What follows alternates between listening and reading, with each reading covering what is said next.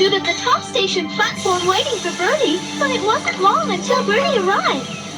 Sorry, I'm late, beat Bertie. Have you heard the news? What news? Replied Thomas. About the stationmaster. I've heard he was talking to Sir Tom and Hank said he was robbed last night. Replied Bertie. You don't say. He exclaimed. I didn't know he had anything worth stealing. Answered Thomas. He has 1 cups for gardening, all of them taken, and the scoundrels have the cheek to pinch his car to carry them away in. Not that new what he's so proud of, said the driver. And at that moment, the signal alarm dropped.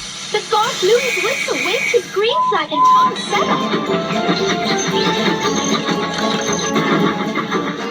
By the time they were through the tunnel, the train was running nicely.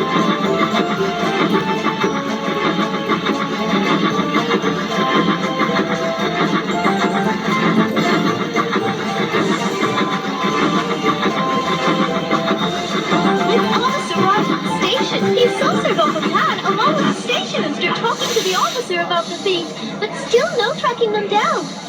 But they say they were looking for a red car. That looked like the station master's car. Thomas came concerned. What sorts of red car? He replied. And he told his driver what sort of red car that is.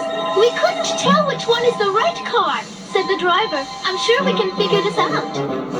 Then the guard's whistle blew again. Thomas bumped along his way back to the branch line.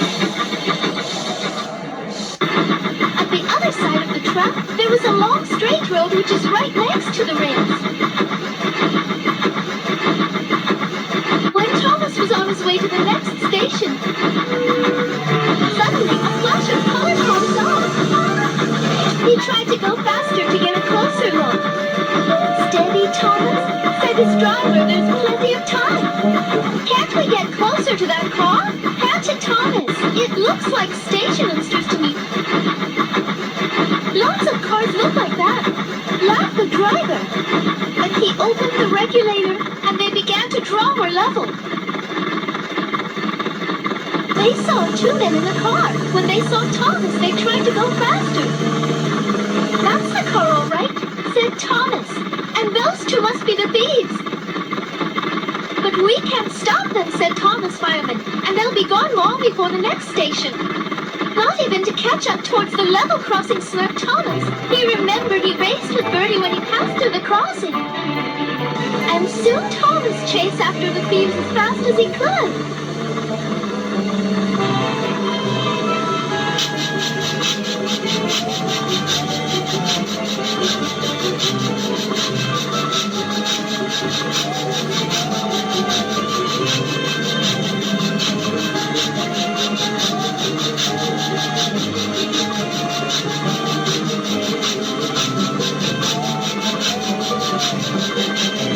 We need pencil, paper, and something to put a note in, said the driver. Quickly, he wrote the note and they put it in the fireman's empty lunch tin. They slowed so that the fireman could throw the box up to the stationmaster, and as they went past, both driver and fireman shouted police at the top of their voices. Up ahead, he soon reached towards the level crossing. But Thomas has a trick on his own. He puts his brakes hard on and stops towards the middle on the level crossing. The thieves saw Thomas blocking the level crossing. They still turned left towards the next road, but the police managed to block both of their paths.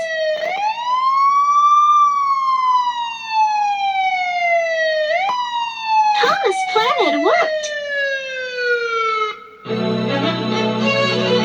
That afternoon, Sir Tom and Pat arrived at the station. Thomas arrived with his coaches. Sir Tom and Pat and the stationmaster told the passengers the whole story. The stationmaster thanked Thomas, his driver, and his fireman for their prompt action. The passengers cheered loudly.